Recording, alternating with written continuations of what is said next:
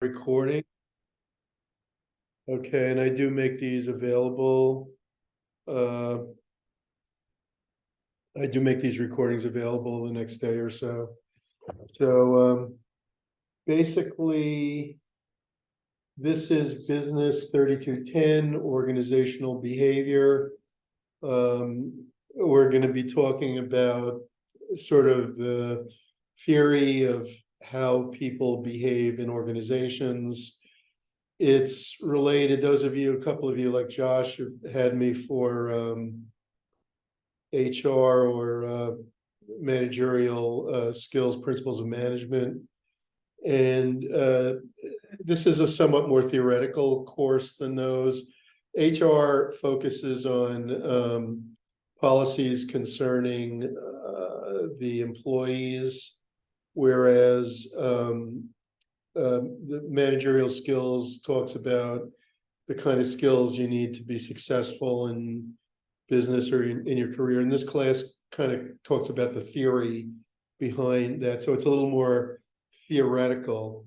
The class is technically asynchronous, so you do not have to attend these Zoom meetings. If you do, I ask that you come on time to avoid disruption and so you don't miss anything. It's only an hour and a half, so it's not a lot of time. I know many of you are working, and I do try to keep things as efficient as possible. Originally, this was going to be a excuse me, a 35 student class, but we decided to increase it because of the popularity of online classes. So we've got 60 students, which is quite a big number for a class. There's no teaching assistant or anything. So basically, what I'm going to do is I've assigned some discussion boards, and there is an exam at the end of the semester that will be at the same time, same place as the classes. So it's like 8:10 on, I think it's the 17th of December, and everyone's expected to take the exam. If you miss it, it'll be difficult. I won't be able to give you a grade. You can choose between these Zoom sessions or discussion boards. I generally will grade the discussion board the next day. So I call it the optional discussion board because you have the option between the Zoom session or the discussion board. So you're welcome to do either. And the discussion boards, I do grade the discussion boards and I keep an eye on it. There's always a tendency for students to copy each other and things like that. So I do grade them. If you attend the session, I take attendance, and you'll get full credit for attendance. Professor, Yes, Joyce. I had a question. If we do both the discussion board and attend Zoom meetings, will we get extra points? Not really. It's one or the other. But there are 6 discussion boards that are required, and those you have to do. Okay, got it. So no, actually, I'm sorry, 5 discussion boards that are required. And basically for next time, I want you guys to watch the movie Enron, The Smartest Guys in the Room, and do a discussion board on that. And then on the 24th of September, I want you to do a discussion board describing your career goals. Yes, Alicia, I'm sorry. That's okay, Alicia. I was wondering, where do we get the movies from? Amazon. Let me just, I'll look on Amazon and see what. It's available on Amazon Prime. I recently watched it. Oh, so if you have Amazon Prime, you can just get it there. Okay, thank you. Are all movies available on Amazon? The other one, yeah, they should all be. Let me Okay, just thank check you. here. Let's look. I'll flip on the screen here, and we can take a look.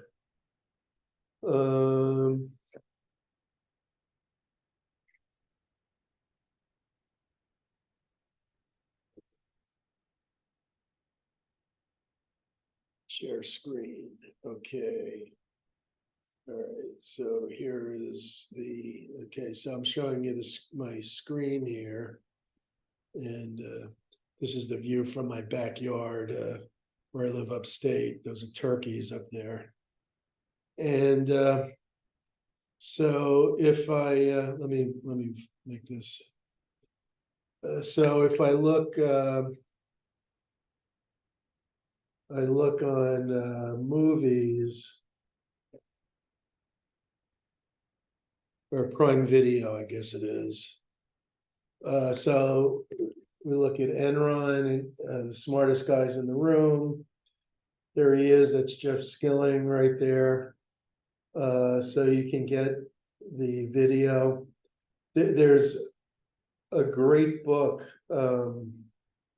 There's also a book that it was based on. I'll show you that in a minute. Entitled "The Smartest Guys in the Room." Rashomon the Great. You may be able to get Rashomon for free somewhere online. It's a classic, and it's considered one of the great movies of all time. So here you can rent it for $4 on Prime. And they name other things after it. It's so famous. The Seven Samurai, incidentally, is another great movie by Kurosawa that it's also about organization. The movie The Magnificent Seven, the Western, was based on that. And the third one, what am I leaving out? The Fog of War. So yeah, that should be on Amazon also. So here's The Fog of War. And they're all good things. I think you'll enjoy them. And we're going to do discussion boards on those. So, all right, we'll stop sharing. And let me, okay, so basically, yeah, any other questions about the assignment? So the exam and yeah, you have to either do the discussion boards or attend the class, there's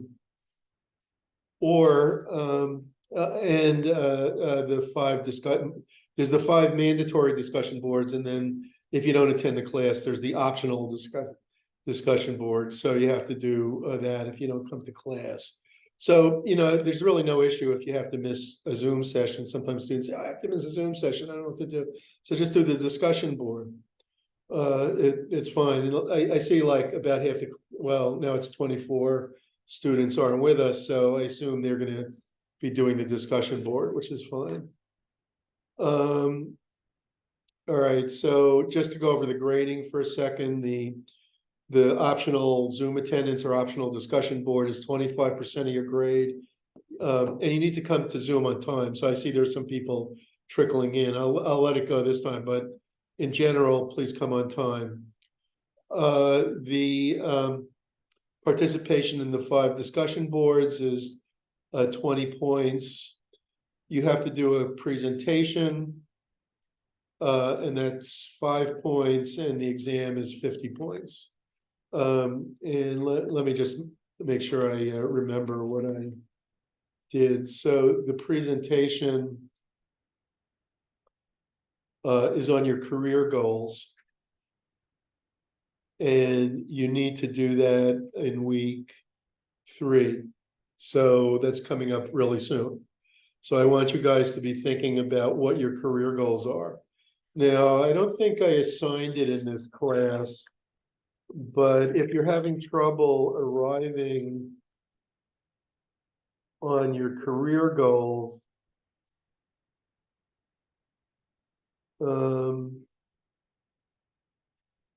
I recommend that you read the book. I'll flip this back on because I do want you guys to see this. The book, What Color is Your Parachute, is largely about how to set career goals. Or let's change this to books. I highly recommend. I'm not going to assign it in this class. I do that in my other classes. But if you haven't, I'm sorry, what the fog of war. So if you haven't read What Color is Your Parachute yet, I highly recommend that you do before writing your career goals. Do the flower exercise if you're having trouble setting your goals. You should know what your goals are by now. If you don't, start to focus. Focus is very important. Knowing what your goals are is very important. All right, so basically, I'll any questions about the syllabus or the assignments or anything? Hi, Professor. Yeah, I go did have a question.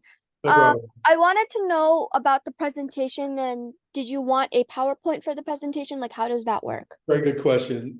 No, if you want to do that, that's fine. I really don't need it. I just want you to think carefully about what you plan to do for a living. So, one of the key problems that people at your stage of life face is choosing what to do. And there's a whole range of stuff. Now, we're going to talk a lot in the class about the gig economy. Okay, the gig economy. Who knows what the gig economy is? It's self-employment where they sell their projects. Like, for example, someone could mow someone's lawn for a gig of certain amount of money, and they go out and they do it. Excellent, Josh. So you're absolutely right. And so basically in the gig economy, I think of it a lot.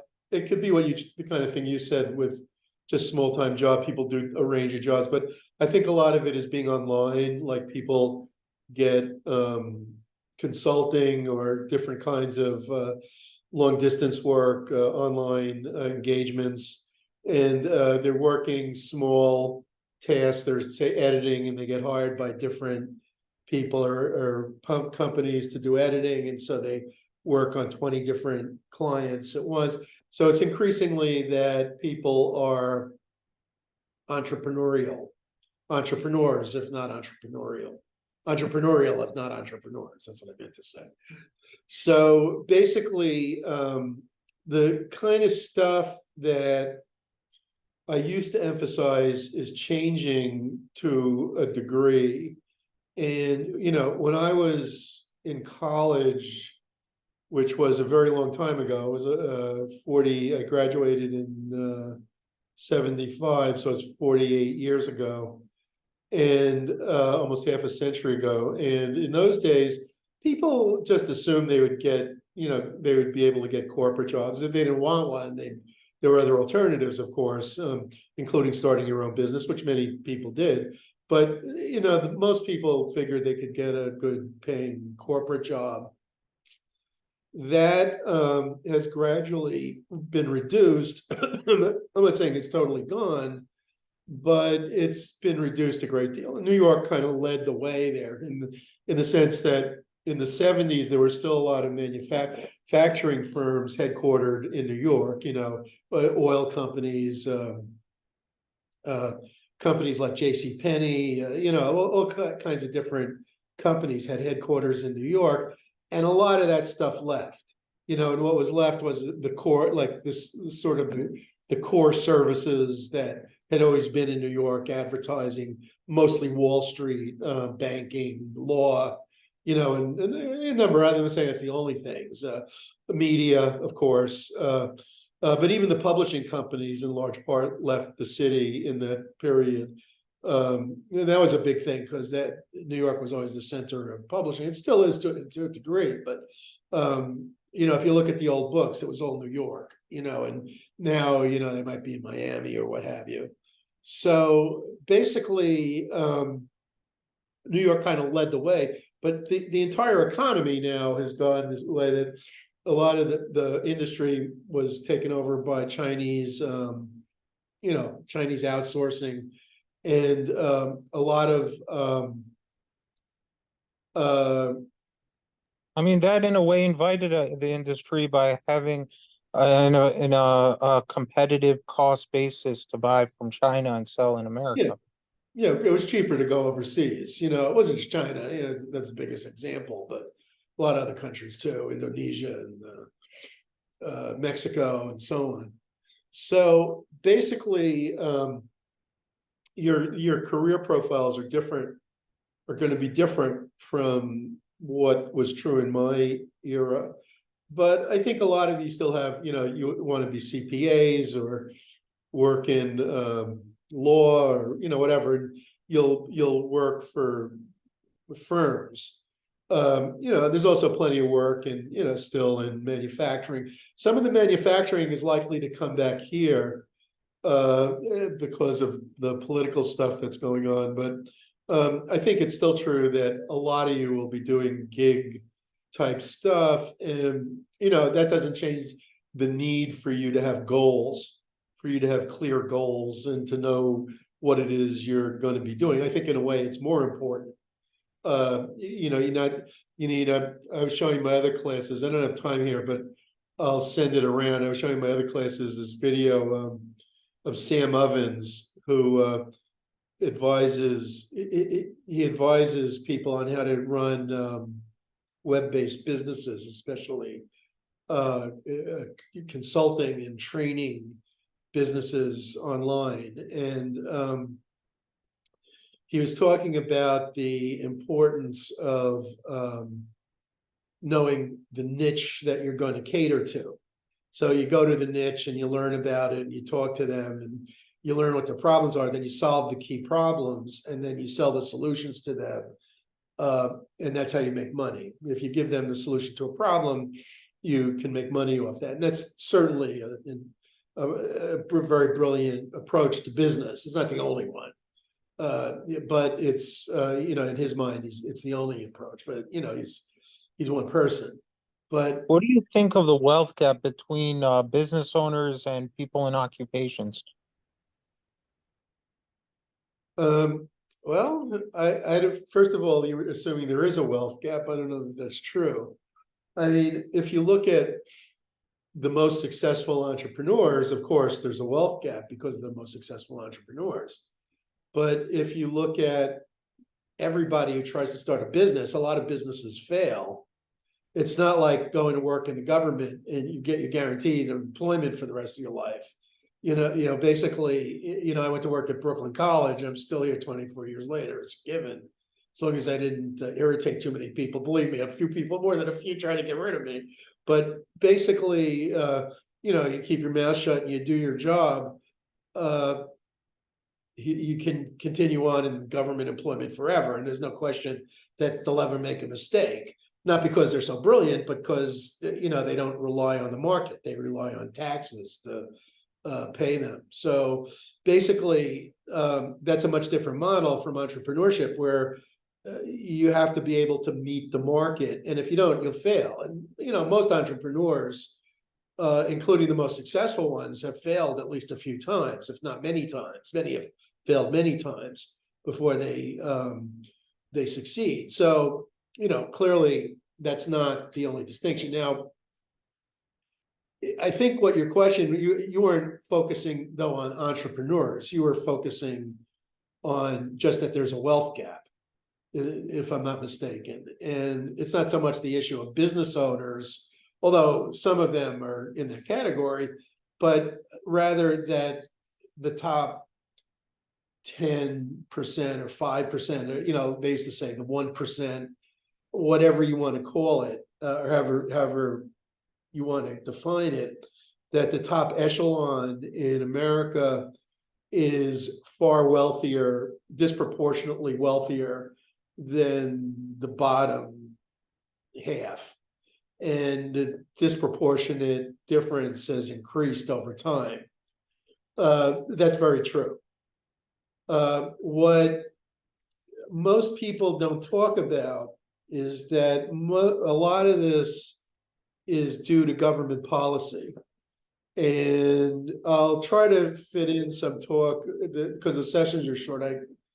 I won't be able to give it as much attention as I do in some of my other classes, but basically, the reason for the increased income and wealth inequality has a lot to do with the policies that the public has voted for. Okay, and these large discrepancies are in no small part attributable to the subsidization that the wealthy have received from government. And the prime example of this is the bailout of 2008 and 9. And you can see that it was done by both the Republicans and the Democrats. That, you know, saying that the Democrats weren't involved or something is absurd. They were more involved. The Republicans were involved and Democrats more involved. And it went through all years until the first 6 years of the Obama administration and the last year of the Bush administration. And what it involved was massive amounts of money being created and basically made available to the richest people in the country.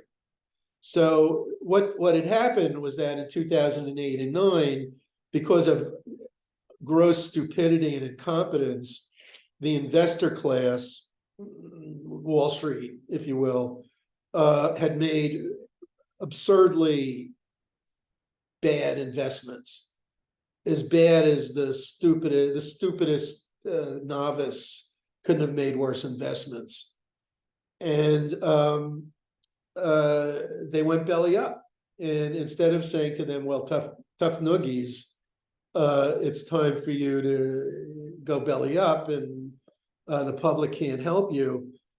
The public accepted the claim that it was essential to the national welfare that these elites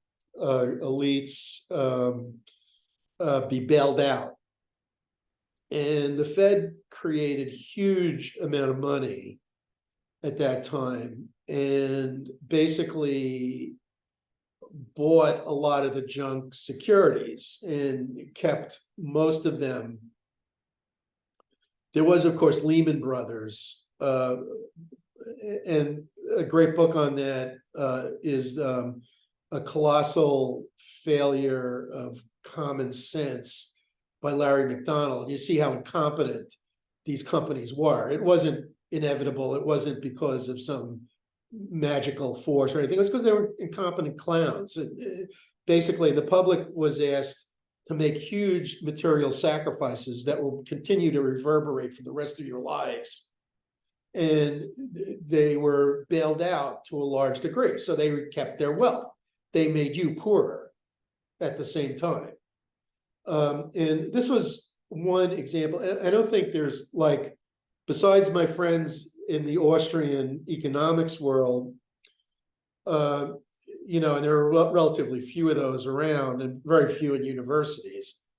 I don't think there's more than a handful of economists who ever have questioned this. If you, at the time, the economics faculty of NYU put out a white paper, and 26 economists said it was absolutely essential to bail out these super rich investment bankers.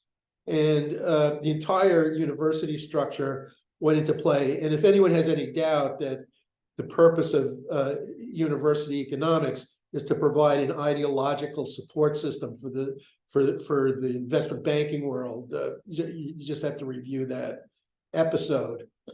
And so basically, that's the most egregious example, but year in, year out, until a year or two ago, the Fed basically subsidized the wealthy, and it did it through monetary creation. How that works is a subject for another day. I want to talk about some. And can the selection process of to become an elite member of a corporation at the ranks of executives, do you believe it's in any way discriminatory and unequal, or everyone has an opportunity to reach these heights?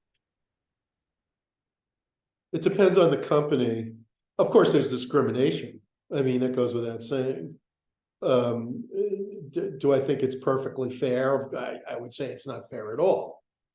I would say there's probably been, besides the obvious things, ethnic and racial issues, and those always existed without a doubt. A great show on that is the TV series Mad Men. AMC ran that series for 8 years, and it traces the history of an advertising agency led by led by, in effect, not, he wasn't the CEO, but he was like the chief creative person, a guy named Don Draper, played by John Hamm, who does a great job. And it shows that, he was undoubtedly super creative and he deserved to be where he was.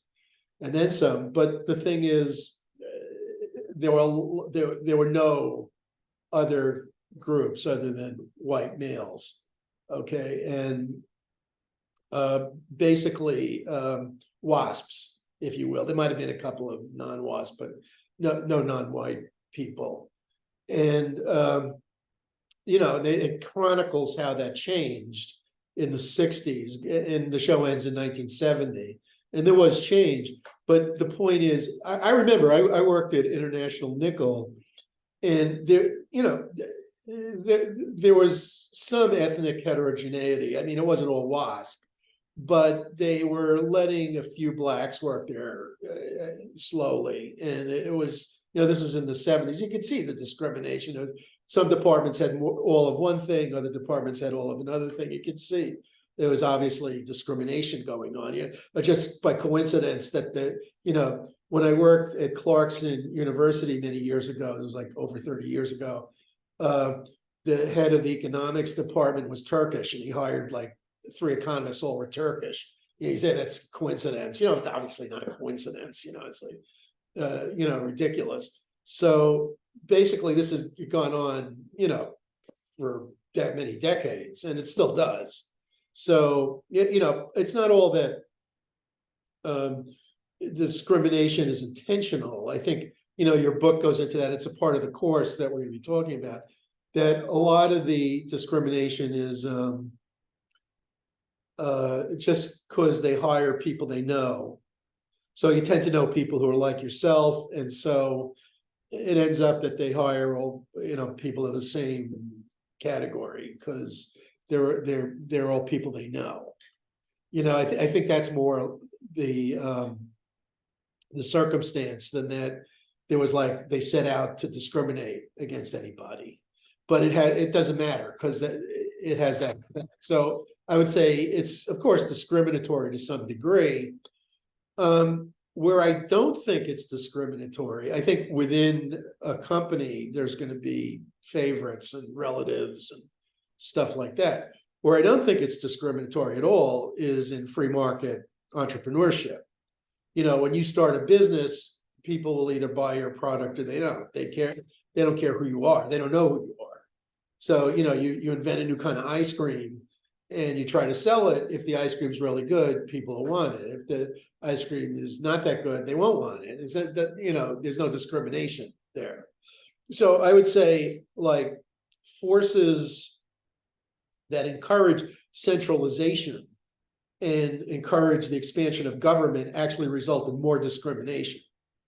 And the reason is that firms that are competitive and the availability of entering a competitive market results in greater focus on performance. So the more competitive the firm, the less concerned with discrimination or, favoritism. Professor, Go I'm ahead. sorry to interrupt, but my parents are calling me for dinner, and I'm sorry. Hello? So it's like subjective anonymity. It's like trying to accept a heterogeneous culture where everyone's recognized instead of just a homogeneous type of thing where it's all the same type of person.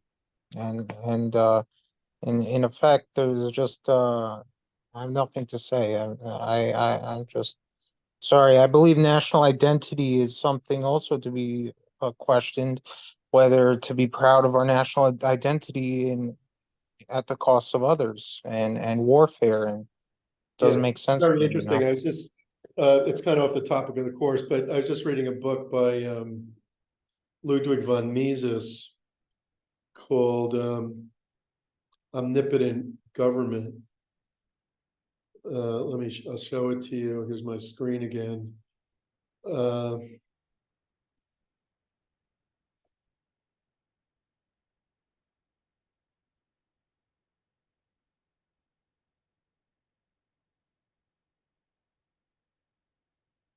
Yeah, that's and he goes into that very subject. The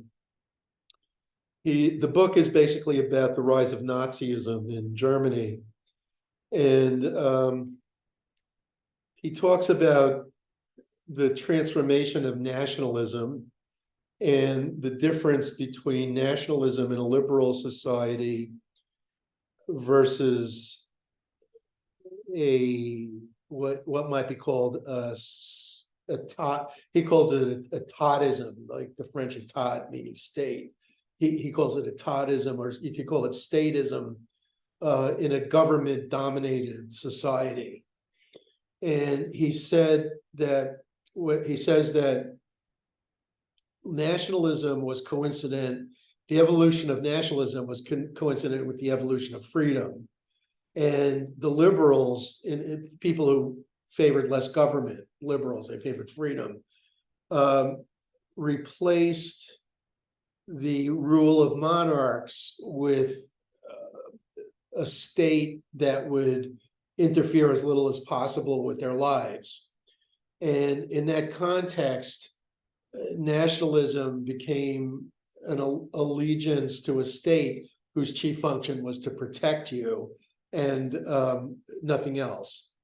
And he said that this concept was then transformed in Germany because of the role of the military, that Germany in the mid-19th century rejected this liberalism, which was becoming more and more ascendant in Germany, and the liberals were winning. But he says that the rise of the German university led to the professoriate advocating a nationalism of a different kind, a nationalism which was colored by the opinion that Germans should be the dominant state in Europe. And he traces that attitude towards nationalism to the rejection of liberalism and the rise of militarism in Germany, which in part was due to the Kaiser's fear of a communist revolution.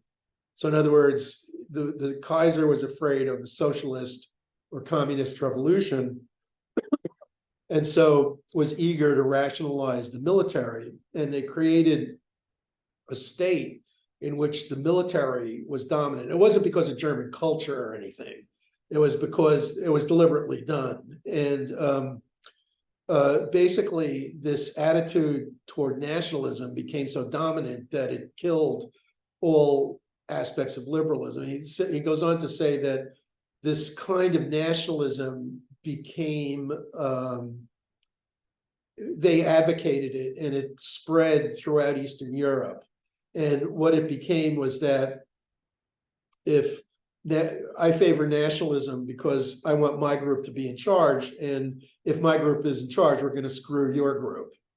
And that's what nationalism became. And there was no concern with liberalism or equity. So in other words, there was a transformation of the concept of nationalism in Europe.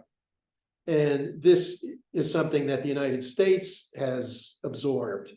So, the so-called neoconservatives now function I'm not saying it's exactly the same as the rise of militarism under Moltke and in the time of Kaiser William. But basically, I think what we've adopted here in many ways parallels that attitude towards nationalism, but that wasn't the nationalism that the liberals originally adopted that led to the Italian Revolution and maybe the beginning of the French Revolution. So they're very interesting questions, and again, but beyond the scope of this class, but I think you're onto something there. And basically, I think the way around that sort of zero-sum game meaning that my gain is your loss and your gain is my loss, that kind of thinking is adverse, the opposite of what capitalism is. Capitalism is my gain is your gain. And the reason that is that all transactions in a free market system are voluntary. So you don't go to the supermarket to buy a carrot or a potato unless you want the potato and the carrot more than you want the money you're paying for it. And the reverse is true of the supermarket. They want the money because they have too many carrots and potatoes. So basically, that type of thinking is what leads to innovation and an expanding pie. And that's done through a state that's limited, whose pure function is to ensure that people are safe and not unfairly treated. Has this ever existed in perfection? Of course not.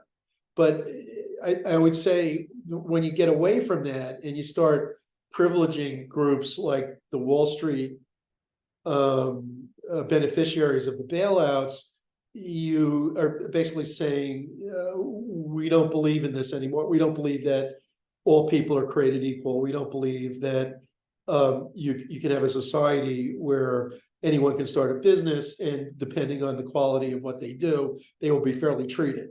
Because the quality of what Wall Street did was dismal, and yet it was subsidized.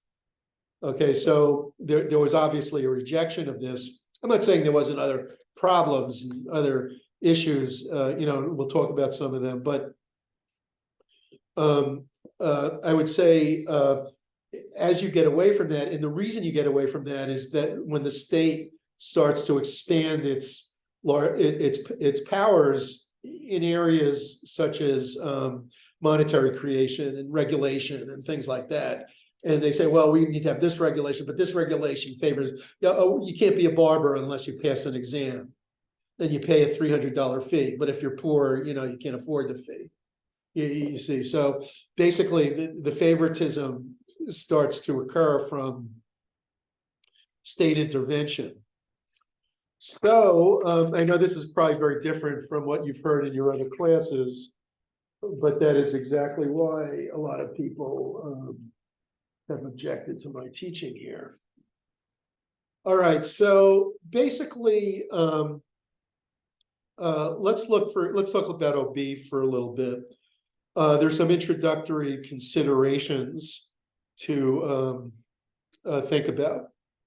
First of all, your book talks about the OB model, and the idea is that there are certain inputs to how an organization functions, and these are at the individual level, the group level, and the organizational level.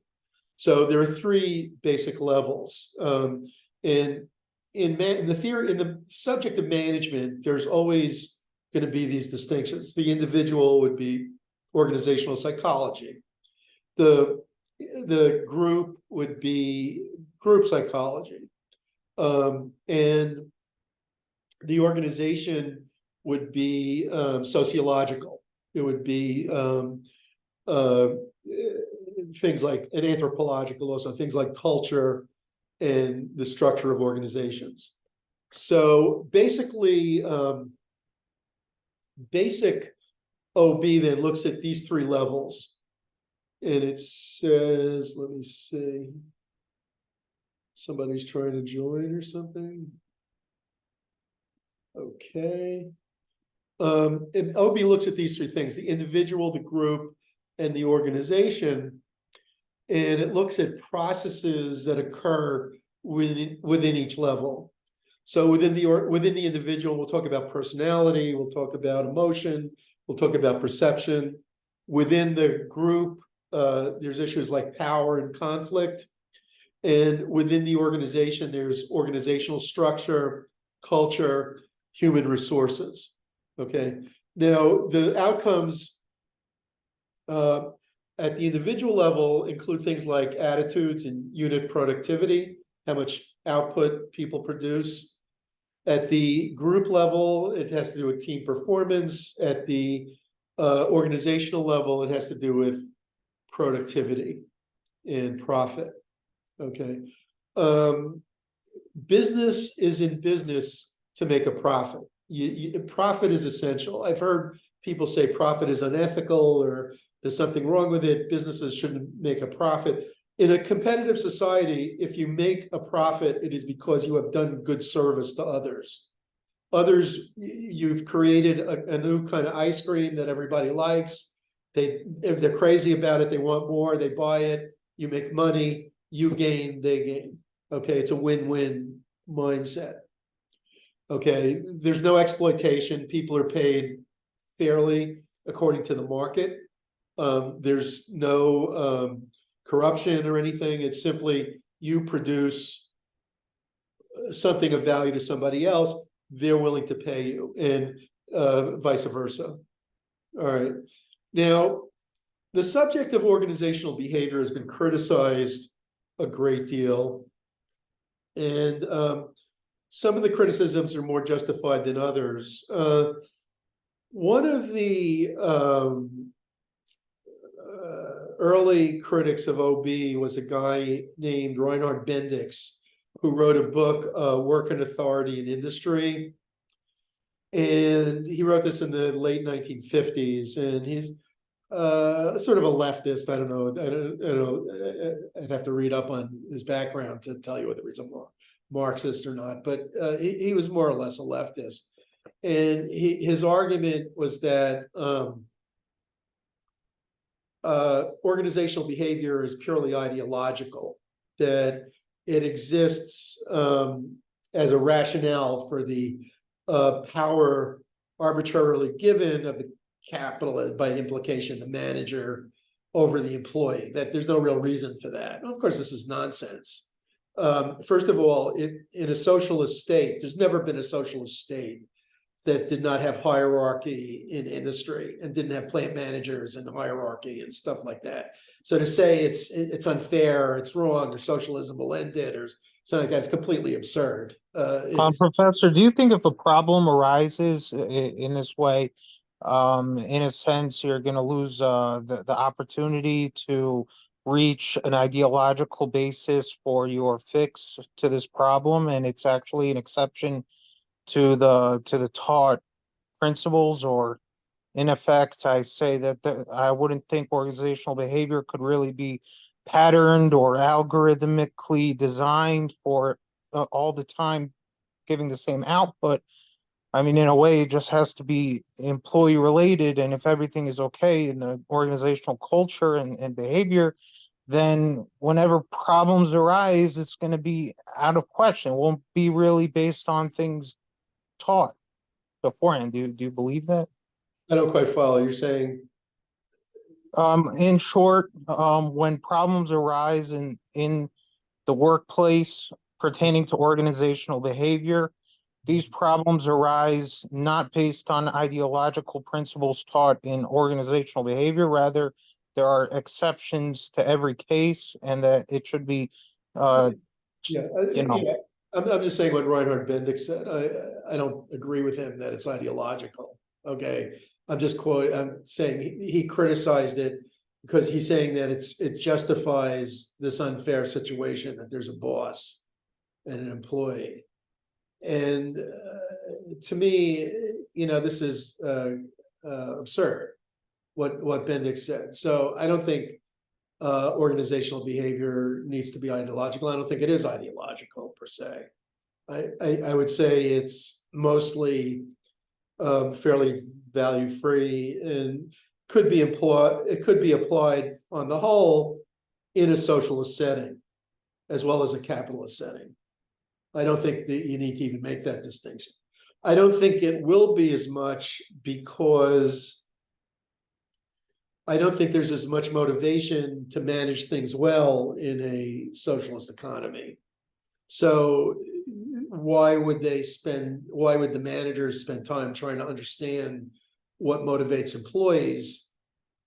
Because if they increase productivity by 20%, they probably won't see anything from that. So you have a structured approach where they follow the rules and they don't go beyond that. The Soviets tried to address that. I'm not saying they didn't use incentives or didn't have in mind that they wanted to increase productivity. But I think the way that they handled incentives in the Soviet economy was that the center, the planning, Gosplan, the Soviet planning agency, Gosplan, designed the incentives and then told the factories what incentives to use. The plant managers couldn't have freely come up with their own plan and deviated from what they were told. Okay, it's kind of like if you have a postman who says, oh, I'm going to deliver the mail using a different kind of truck or using a different kind of vehicle, the post office will fire them. And the same would be true in a Soviet plant. You have to abide by the rules, a government agency. So any innovation at the plant level would have been discouraged or prohibited. So basically, you couldn't have innovation in the sense that we do using the concepts of organizational behavior. But in a free market economy, you have much more decentralized units. Each company is independent. And, that's a reason why you don't want things to become more centralized. You want things to be less centralized because it leads to more innovation. So basically, if you look at the model, my former professor, Mike Tushman, in a book, Winning Through Innovation, talked about this model where he said, first of all, and this is more org theory than org behavior, but it's relevant, that on the one hand, you have the organizational structure. Trying to do this neatly. And then you have the human resource management. And then you have the technology, the technology of production. And then you have also, which we'll talk about later in the semester as well, the culture of the organization. And these are in turn influenced by the environment and by the overriding organizational strategy.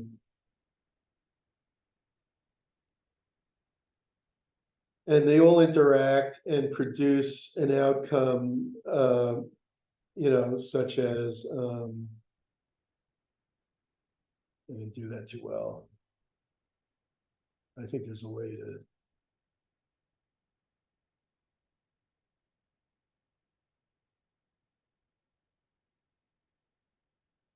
Okay, did it. Which leads to performance. Okay, so this is at the organizational level. All right.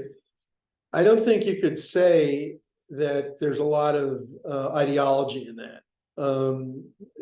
He's basically just saying what the different variables are that interact, that combine with performance. And one of the roles of business school researchers would be to see how these different variables quantitatively influence each other and result in differential performances. All right, and so you know, that's basically the role of business school research, or it should be. So I don't think that there's a huge amount of ideology in that. But getting back to Reinhard Bendix, what he claimed is that there was a long history of these claims that if you go back to the Protestant Reformation, which was dominant in America and also in Western Europe, not France. It existed in France, but it was less important. But in England and Switzerland, Germany, Scandinavia, and basically the idea there that, like, a lot of people, I'm not saying Calvin claimed this, but a lot of people believed that if you were wealthy, it was a sign of divine favor. And so basically people started to believe in wealth. So what Bendix says is that the earliest impetus for these managerial ideologies and belief systems was the idea that divine election favored the manager, favored the wealthy.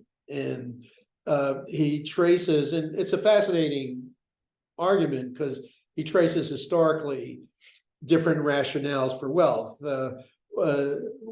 such as morality and social Darwinism. Sounds like justifications. Yeah, it is justifications, exactly. And basically, but where he gets it wrong is that he then carries that into the late 19th century, when you had the advent of what's called scientific management. And I'm putting this on the whiteboard if I can figure this out. Basically, what he says is that Taylor, Frederick Winslow Taylor, was just another example of this. Okay, and Taylor created what was called scientific management. Okay, I took, some of you have had me in other classes. I talk about this in, I think, all my classes. And basically, scientific management is the idea that you can systematically identify what the sources of increasing output are. So you can use engineering methods to identify how to improve the output level. And what Taylor talked about was a concept called time and motion study. I'll put that whiteboard back up. I shouldn't have taken it down. Time and motion study. And the idea of time and motion study is that the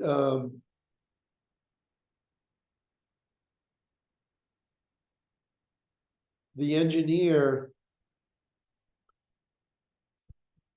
gives tools, sorry, time and motion study. The engineer gives tools to the workers and says, try this set of tools. Try, like, for instance, this kind of shovel, then try a second kind of shovel, and then a third kind of shovel. And so the engineer gives us alternating tools, and then for each tool assigns different motions to the tool so that they do the work in slightly different ways. And they try to systematically identify the best tool motion combination that results in the most rapid output. Okay, now that idea of time and motion study was part of a larger ingredient in Taylor's system. It was one ingredient, I should say, in Taylor's system. And the other ingredients included the use of piece rates or incentives to motivate employees, the selection of employees based on merit. And by merit, he meant that you would test the employees as to their physical strength or dexterity or whatever it was to do the kind of manual labor. It was, in those days, most work was manual. Later, Taylor's ideas were supplemented with IQ testing and other HR methodologies that I talk about in my HR classes. But basically, the idea is that you test people to see what their capabilities are and then hire the ones that best fit the job. Okay, then you use incentives to motivate them. And of course, you train them, very importantly, you train them in the optimal way, in the one best way, the way that was learned through time and motion study.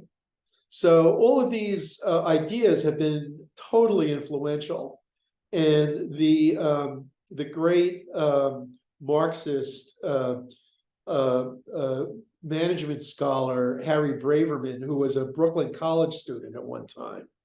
Harry Braverman, in the book Labor and Monopoly Capital, says that scientific management is the essence of all American management, that HR and the other stuff that Tushman mentions are all window dressing, that really the main thing is scientific management. And the real purpose of scientific management is what Braverman termed, and this term is in common use, de-skilling, that the real purpose of scientific management is to take craft knowledge from the worker and turn it into a process that anyone can learn. Now, Braverman echoes, he came a little after, maybe I think it was less than 10 years after Bendix. Braverman is a hardcore Marxist, but he echoes Braverman, and many other people made these comments about management theory, that the human relations school, so it was bunk, was baloney, that basically the human relations school, and I'll tell you what that is in a second, really was nothing. And Taylorism was everything, according to Braverman. Bendix saw scientific management more as just an ideology and had no real meaning. Braverman was a lot smarter than, in that way, than Bendix, because I suspect Braverman had some familiarity with Soviet industry. And the fact is that the Soviets used scientific management heavily. And there's a great book on this. Berliner, his name was, Soviet Industry from Stalin to Gorbachev. It's just a compilation of his research articles. And he was able to go, even though an American, he was able to go to the Soviet Union and study Soviet industry over multiple decades. And basically, he was able to identify the inefficiencies and the incompetence that was associated with socialist enterprise. This was all predicted by Hayek and von Mises in the 1920s to 1940s.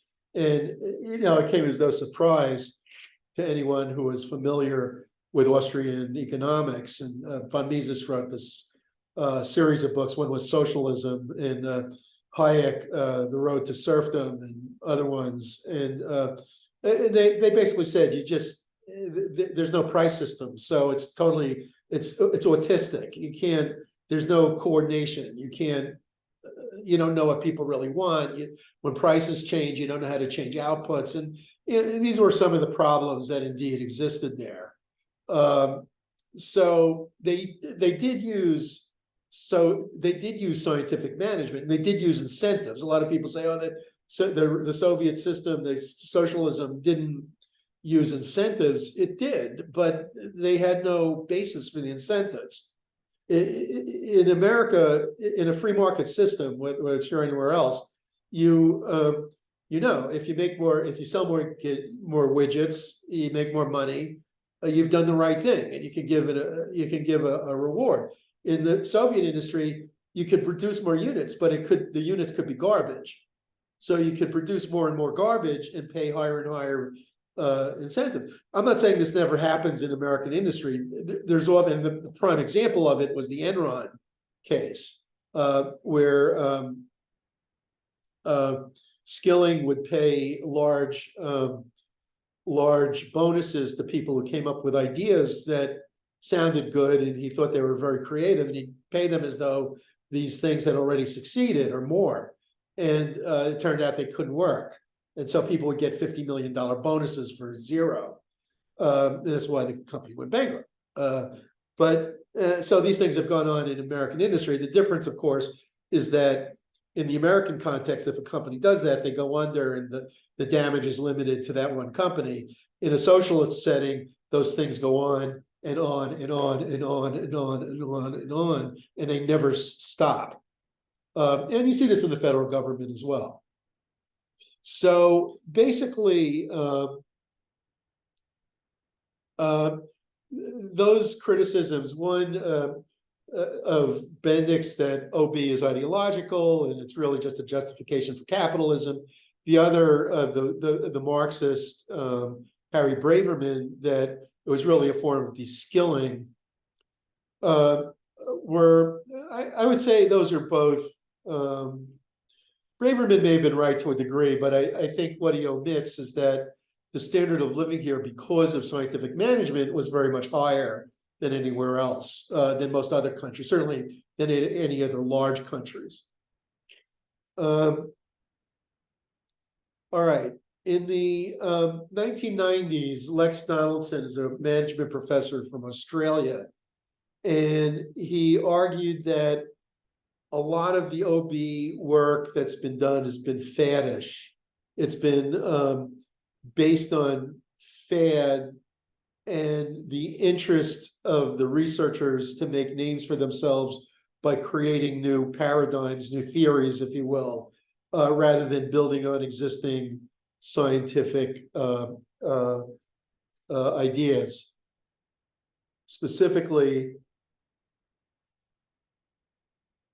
Do you believe making it employee related organizational behavior, as a topic to learn in the average workplace, to bring to the workplace and positivity? Obviously, there's a win-win situation. Obviously, there are things like motivation, perception, communication, interpersonal skills that, if we're aware of, we could definitely, build on that. Yeah. So basically, well-run firms do make use of some of these ideas, without a doubt. Okay, there are definitely ways to improve management, and the best firms have always tried to do so. Okay, not all firms have the resources available to try to improve. A lot of them are focused on cash flow. How do we make money this year so we can meet our payroll? That's more what they're worried about than improving in the long run. But as the firms grow and they get more resources, they can integrate more and more of these kinds of well thought through management concepts. Okay, so Donaldson was critical of OB, and his complaint was that it doesn't sufficiently serve as a support system for the corporations, that there's been too much self-serving in academia, and that's probably true. I don't dispute that. And then one more criticism was that of Abraham Zalesnik. I'm not sure if you pronounce it Zalesnik or Zalesnik. I actually once exchanged letters with him, who was a professor at Harvard Business School for many years. He's a psychiatrist, And he wrote this book, The Managerial Mystique. And he says that, and this is probably true of almost all the social sciences, that it puts too much it pretends to be scientific, but it really shouldn't be. It's excessively analytical and excessively rational. There's not enough attention paid to leadership. And I would say those are fair complaints too. That I think the real subject of management is not as complicated. I think Sam Ovens, I'll send you his interview, his discussion of 9 things I wish I knew when I was 20, is critical of business schools for the same reason. And I think they both have a point. However, there are a lot of good ideas too. I think it's important to be discriminating and not to throw the baby out with the bathwater.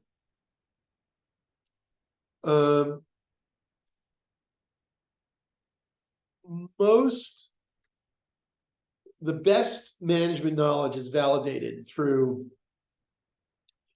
careful analytical studies, but it's hard to find good research on specific interpersonal problems that evolve. And human will is very unpredictable and difficult to understand. As well, with diversity, you're already saying that everyone's experience is different. in many ways it is. And I think the things that were found, say, when I was in graduate school at Columbia 30 odd years ago, I would say a lot of it has been changed because of technology and because of changing globalization and changing attitudes and so on. So things change a lot, and it's hard to keep track, which is more of a reason why there should be a lot of ongoing research to support industry, but business schools have never served that function, in part because the top companies never really asked them to, I think. All right, now, I would say, now we all know about AI, and I've been talking about it for the last couple of semesters. Last November, ChatGPT made itself available. So many of you have already been using it for assignments. Basically, we don't know where it's going exactly, but there's no question that AI is going to drastically reinvent how people work down the road.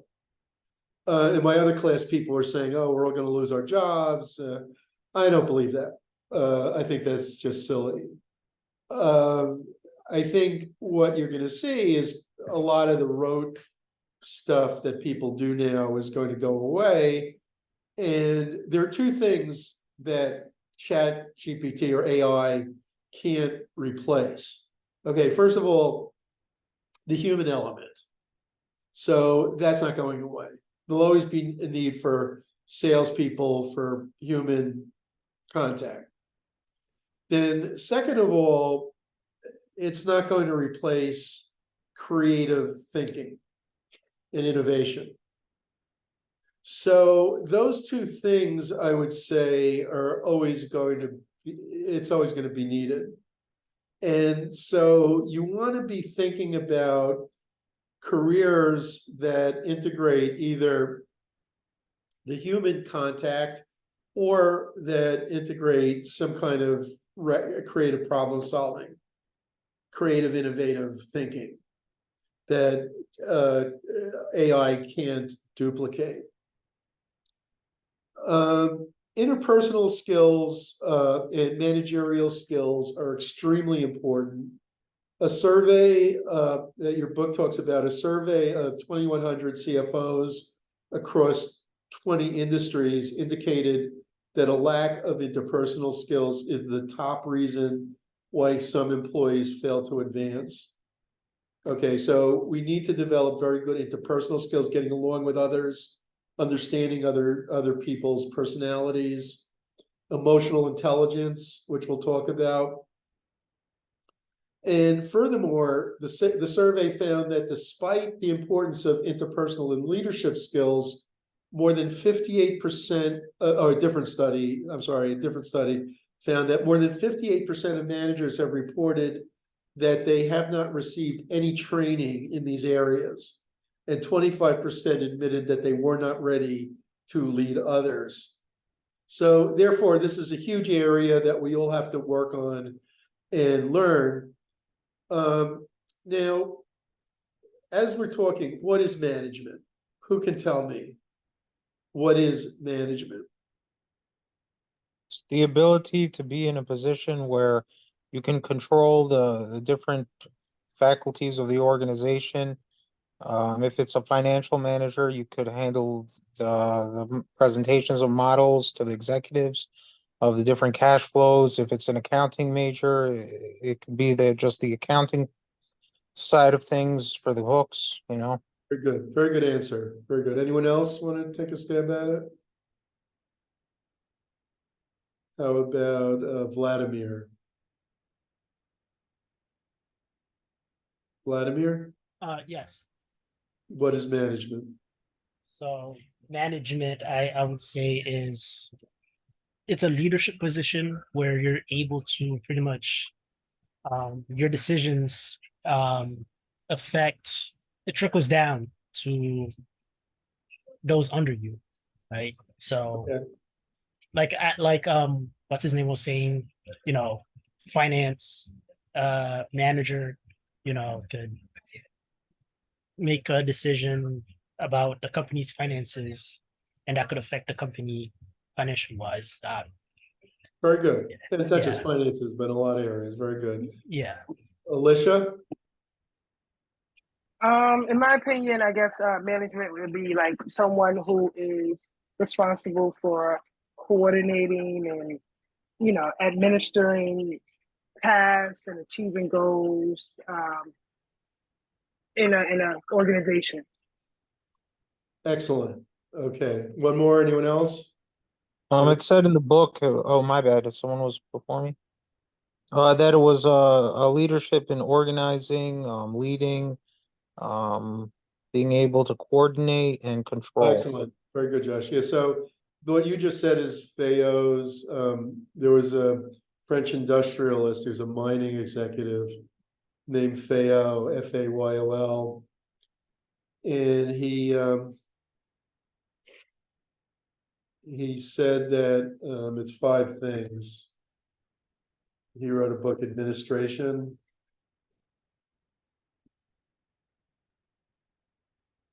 And he said it's planning, organizing. I should put the number there. Organizing, coordinating, leading, or he used the term, the way it used to be translated is directing. Leading is good, and controlling.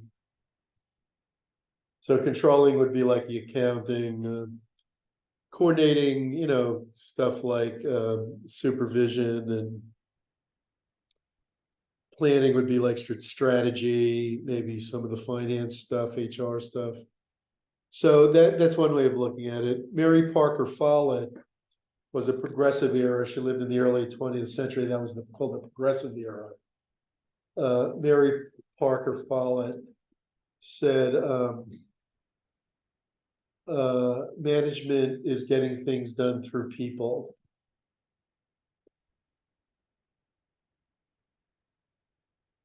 Okay, and you can criticize that. Like when I was talking about the critics of OB, I neglected to mention Alasdair MacIntyre, the philosopher.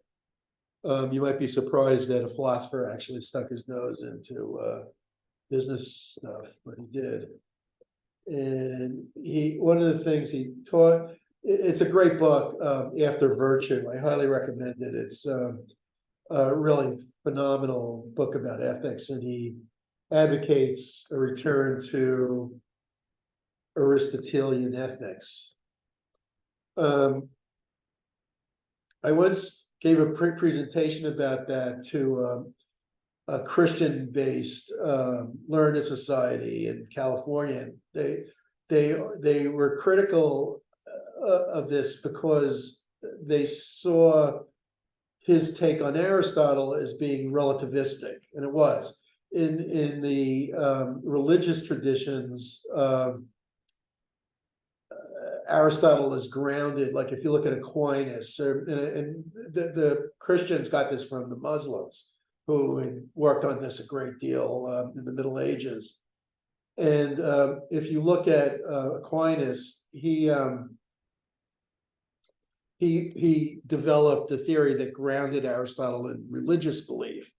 But McIntyre is more for like going back to the original and saying we need to think about our society as a community, and you can't talk about ethics without shared values.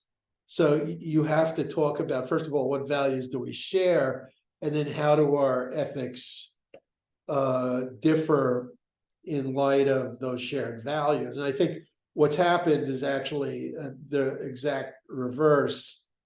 And I attribute that, what he talks about in the book is Nietzsche, that, and this, again, he was writing at the time when I was talking about von Mises's history of the German militarism and the shift in the meaning of nationalism. Nietzsche, I'm not saying it was related to Nietzsche. I don't think it was. I don't think he had that kind of influence, but he was a little later talking about the will to power, how important it was. And what McIntyre says is that once you accept the premise of skepticism and you reject Kant, because Kant is wrong. You really can't accept Kant. And what you're left with is Nietzsche. That Kant leads directly to Nietzsche. And what that means is that once you say that there's no global grounding on ethics, because we have a diverse society, all that's left is the will to power. All that's left is power. And that's the way our society is increasingly functioning, that you arrest the former So you president. don't believe there's exactly everyone is I mean, in his mode of thinking, did he think that everyone has a human condition that is in common with shared values and He's saying it's even more than that, experiences? that you need a society to have a set of values that everybody shares. Otherwise, the society can't function. Okay. And I think that leads into the idea that everyone has a common origin as a human being. I mean, everyone's a human being in the end. You can't say I think you could have that. I think you can have a secular state that has enough shared values that people can exchange and disagree and debate without trying to destroy each other. Alicia, did you have a question? I see there's a hand here. Alicia?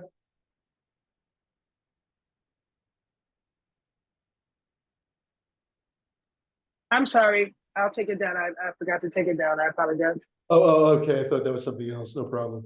All right. So, okay. So anyway, yeah, these are very interesting topics, Josh and everyone else. And I don't think we'll solve them here, but I think one thing that's related to it is the idea of theory Z, which is more of an organizational idea than an OB idea. But the idea of theory Z is that corporations, this is William Ouchie, who I think he may still be at UCLA, maybe emeritus now. He was at UCLA when I was there. He's been there forever. I mean, that was a long time ago. He might still be there. And basically, he argued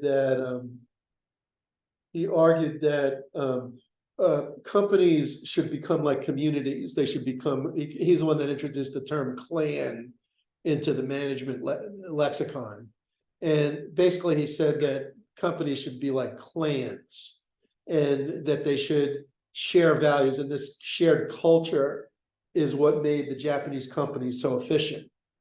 And I think in a way that's saying that the companies can function like little societies and adopt these cultures that everybody shares. All right, so a couple of last points, and I'll take attendance. One other definition of management that I want to mention is that of Deming, W.E. Deming, who is the inventor of total quality management. And Deming basically said that management is the reduction in variance of a system. So the purpose of management is to reduce the variance of systems.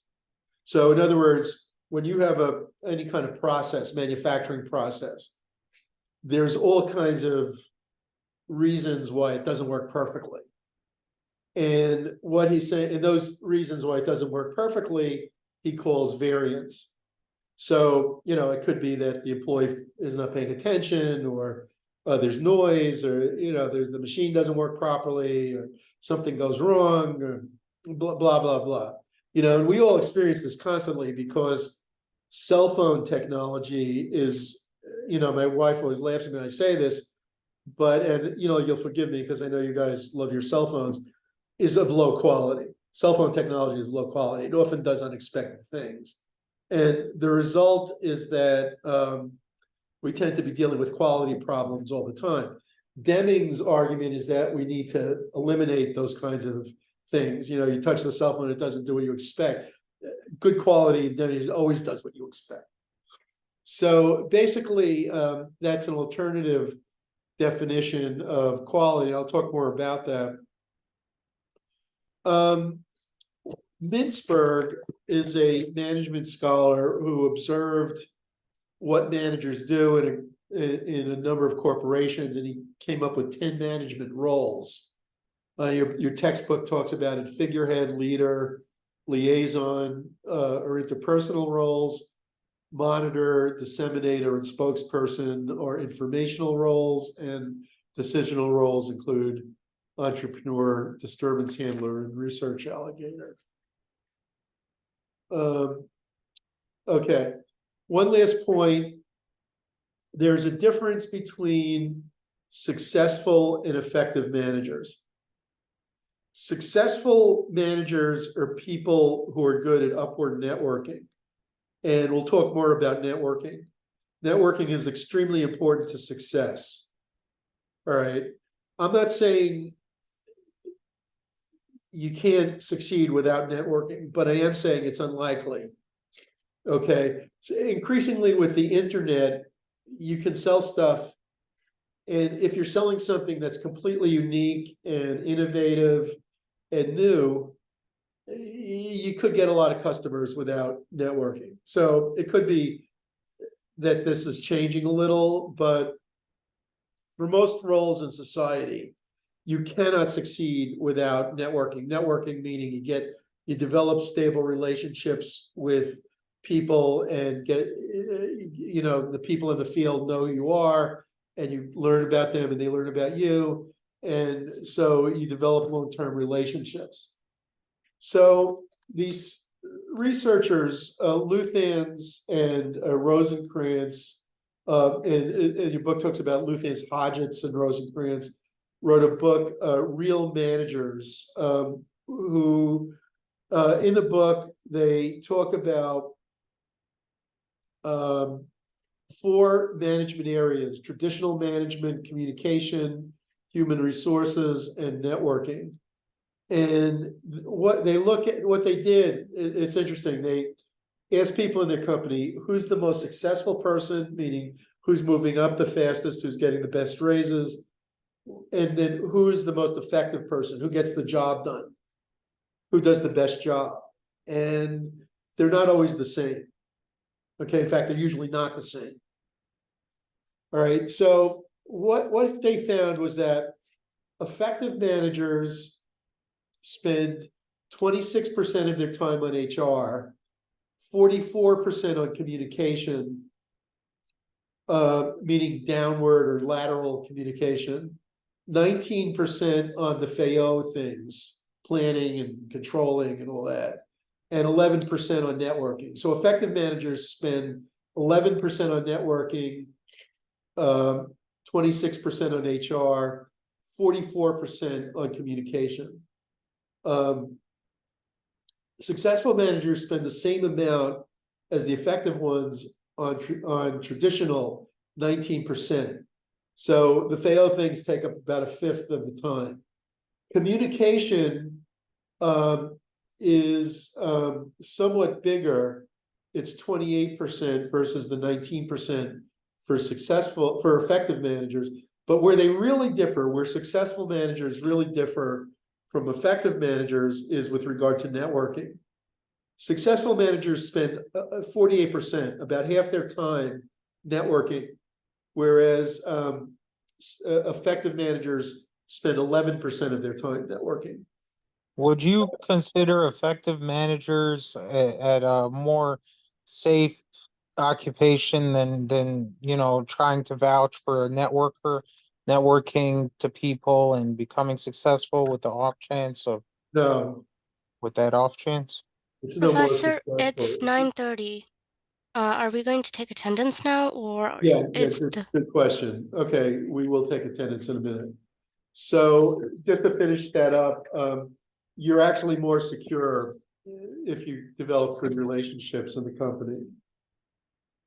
Okay, so the more upward networking you do, the more successful you'll be, the more stable your career will be. Okay, all right, we'll take attendance. Afzal, Mohammed, Nabia, Ahmed, Nabia, Rima Akhtar,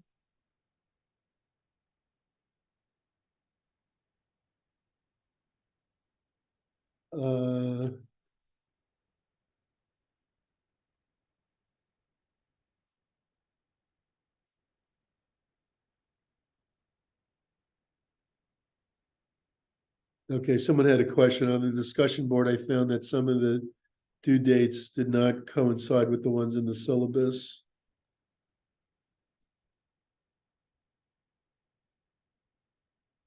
I'll look at that. I'm not sure what you're talking about. I'll take a look at that. You don't get extra credit for doing both the discussion board and the it's a choice, as I said, it's a choice. You can either attend the Zoom session or do the discussion board. There are 5 optional ones, 5 required ones, I mean. Okay. $4 is expensive. I don't know what to tell you. If you want, I can show it in school. If you want to come on a Sunday, I can show you in school.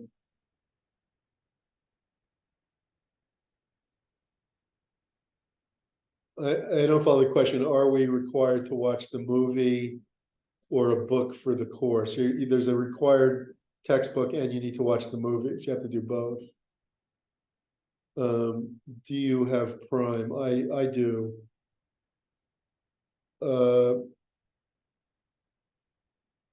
No, the presentation cannot be done without talking. You need to talk. So I don't know, you don't have a microphone, try to get one, okay? for the presentation? I'm in the asynchronous class, so does that mean I still just submit the slides, or I'll see what you, right, I forgot about that. Yeah, okay, so if you don't want to do the presentation, you can do a discussion board in place of the presentation. Okay. Are we doing informational interviews? Or is it gonna just be I'm not assigning that this time. awesome, The right? career opportunity, the career opportunity discussion board, you're gonna make it into a discussion board, or we have the option of doing a discussion board for that? You have the option, you can do a discussion board or the presentation. Okay, okay, thank you.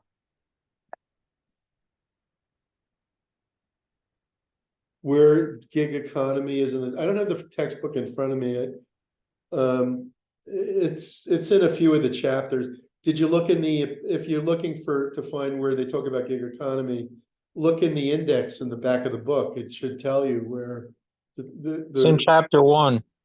yeah, it's somewhere in there. I don't remember the exact page. I don't have the book in front of me.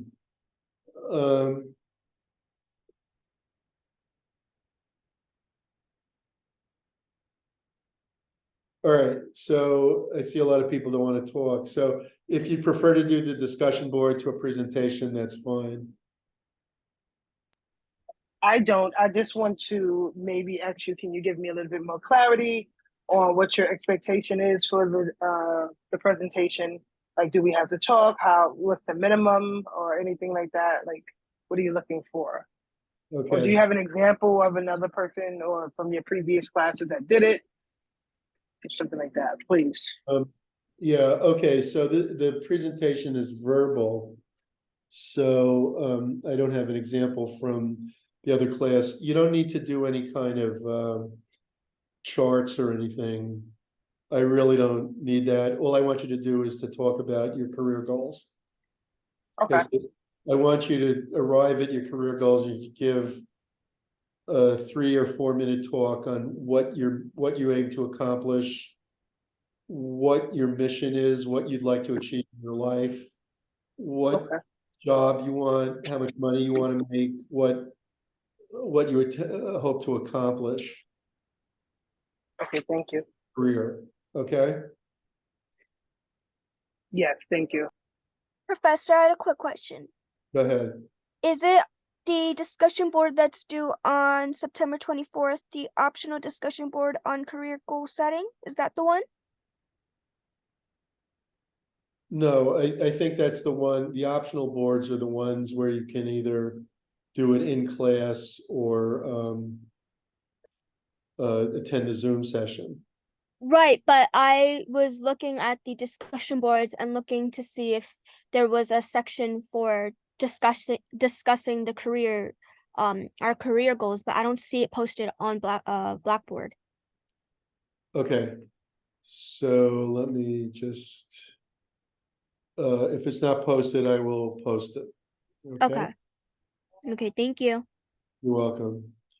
Okay, so are there any other questions? I didn't realize people had written all those questions in the chat. Are there any other questions that I haven't addressed for people? So the 3 movies are Rashomon, The Smartest Guys in the Room, and The Fog of War. Does class always end at 9:30, or what time does class usually end? Yeah, so it should end around 9:40 usually. Okay, we're a little late today. Okay, thank you. You're welcome.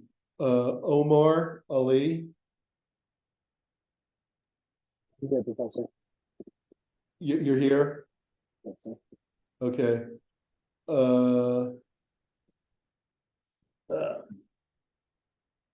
Chastity Aquino. I'm here, Professor. Okay, you can leave after you say you're here. Nita Aslam. Here. Okay. Natalie. Here. Okay. Ariana. Alicia. Thank you, Professor. Have a good night. You too. Is Alicia here? Sorry, Yeah. that's me. I'm Alicia. Yeah. I'm Alicia, and I Oh, was saying sorry. good night. Sorry. Okay, thank you. Okay, That's okay. Anthony Castaneda. I'm here, Professor. Castaneda, okay. Jerika Sapita. Jerika. Alea Charlton. Here. Soraya Chowdhury. I'm here, Professor. Okay, have a good night. Glory Christian. Crystal Clark. Here, Professor. Okay, Elizabeth Desai.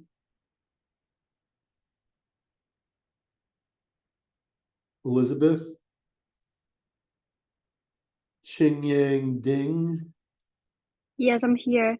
Hello, have a good night. Vladimir, too. thank you. Duval Saint, I'm here. have a good night. Ben Vante Fogler, I'm here. have a good evening. Thank Jordan, you. Jordan, Glenn Williams.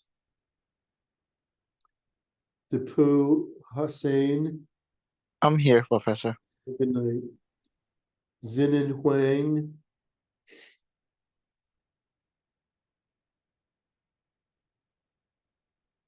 Professor, there's some people in the chat. Say this again.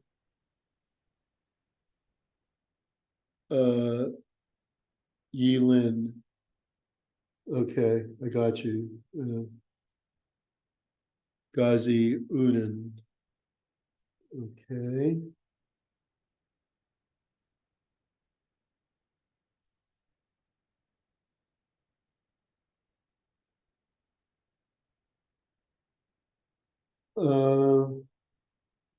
Karen Liu. Karen Liu. Iman Malik, I'm here. have a good evening. You too. Joshua is here. Have a good night, Professor. Thank you for the class. Thank you. Patrice McIntyre, I'm here. okay, have a good evening. You too. Jinreng Mei, thank you. Gajinrang Mei.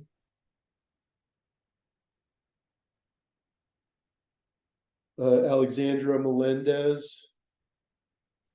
I'm here, Professor. Okay, good evening. Thank you. Afra Noman, I'm here. have a good night. You too. Bye. Thank you. Omar. Deanna Pierre Lewis. Miftal Praga, Here. have a good night. You too. Have a great day. Thank you. Guomon Kwan. Guomon Kwan. Asif Rahman. Rafakur Rahman, I'm here, Professor. have a good night. You too. Thank you. Safayat Rahman, Safayat. Robert Rubino. Robert. Mohammed Sarwar. Lauren Segal. Margarita Sherbak. I'm here, Professor. Have a good night. Thank you. Hafsa Siddiqui, I'm here. Have a good night. you too. Giovanni Simon. Chanel Sterling. Janatan Surwardi. Sanzita Tanya. I'm here, Professor. Okay, have a good night. You too. Who was the last one?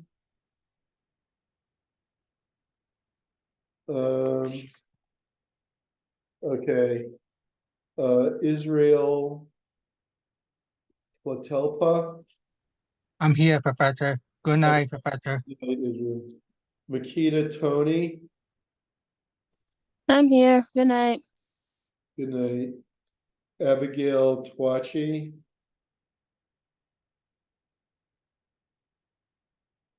Ghazi Udin.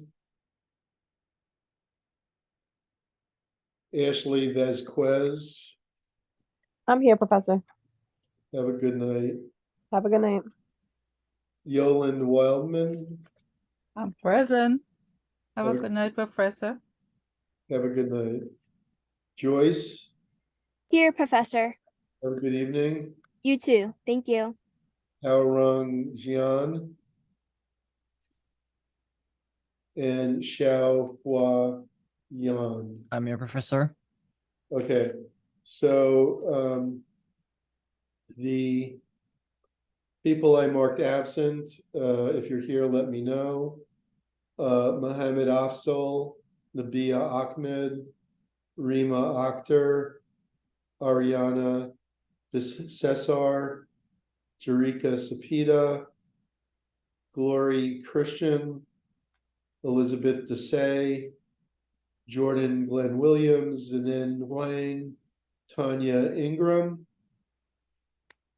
Tanya, Andy, Prince Andy Isaac, Nikita Conan, Karen Liu, Sir, Karen. Karen Liu is here. Thank you. Good night. You too. Good night. Jinran May, Deanna Pierre-Louis, Guoming Kwan, Asif Rahman, Safayat Rahman, Robert Rubino, Mohammed Sarwar, Lauren Segal, Giovanni Simon, Chanel Sterling, Janiton Sur-Awardi, Abigail Tuachi, Haorong Jian, and Xiao Hua Yan. Any of those people here? Okay, Guoming Kwan had a question. Yes, Professor, I'm here. Okay, Kwan, let me just double check that.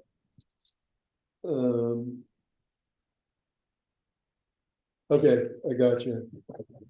Oh, thank you, Professor. Anyone else?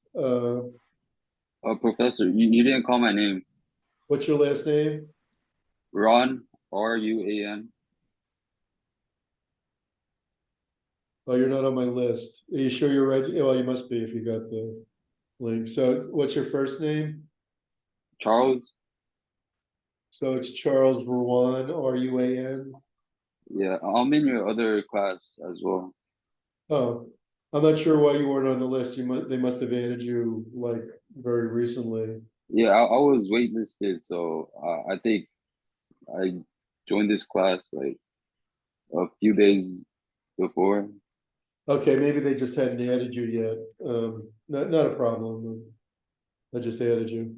Okay, anyone else get excluded or not called or questioned? Okay, are there any other questions that anyone has? Okay, everyone, have a nice evening and I'll see you next week.